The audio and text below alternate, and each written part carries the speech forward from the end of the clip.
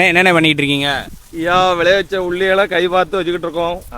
ஒரு ஏக்கர்ல நல்லா லாபம் இருக்குமா எப்படி? 1,00,000 ரூபாய்க்கு மேல செலவழிச்சாலும் இப்ப கிடைக்கிறது 50 ரூபா கிடைக்கிறது அபூர்வமா உள்ள இதா இருக்கு. இது என்ன உள்ளி? இது நாட்டகத்தோட சேர்ந்த பூங்காயின்னு சொல்லி ஒரு ஐட்டம்.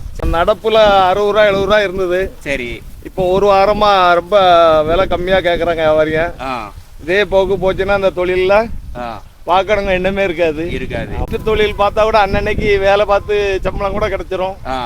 இந்த மாதிரி விவசாயத்தை நம்பி நம்ம பார்க்கும்போது ஒரு நிர்ணயமான ரேட்டு கிடைக்கல. விவசாய நிலை என்னன்னா இப்போ சூழ்நிலைக்கு செலவு அதிகம். ஆள் கூலி எல்லாம் முந்தைய 150 200 இருந்தது. இப்போ 300 ரூபா மட்டும் இல்ல, அவங்களுக்கு செலவுகளும் ஏகப்பட்ட செலவு இருக்கு. டீ காபி அதெல்லாம் வாங்கி கொடுத்து பார்த்தோம்னா கண்டிப்பா அவங்களுக்கு கொடுக்கணும். கொடுத்தாதான் அடுத்த வேலை பார்க்கறவங்களுக்கு செய்யறது தப்பு கிடையாது. இந்த தொழில் பார்க்கணும், வேற தொழில் என்ன பார்க்கணும் அது தெரியல. ஆமா, விவசாயம் இருக்கும் எல்லாருமே, நான் மட்டும் இல்ல, இந்த ஏரியாவில் இருக்கிற விவசாயி அத்தனை ஒரு சூழ்நிலை இதான் இருக்கு. ஆமா, விளைவிச்ச பொருள் வித்தா தான் விவசாயிக்கு ஆதாயம் கிடைக்கும். வித்துட்டாலே போதும், அவன் நட்ட மாட்டாலும் விற்காம கிடக்கும் போது கொஞ்சம் அவன் பாதுகாத்து இது பண்ணி வைக்க வேண்டியிருக்கு. அவங்களுக்கு மன திருப்தி இருக்கும். வாங்கக்கூடியது நல்ல கலர் காயாவும் இருக்கு. ஆமா, நல்ல தரமா உள்ள காய். ஆமா, இதெல்லாம் ரேட்டு நல்லா போச்சுன்னா எங்களுக்கு கொஞ்சம் சந்தோஷமா இருக்கும். ஆமா, ரைட், ஓகே.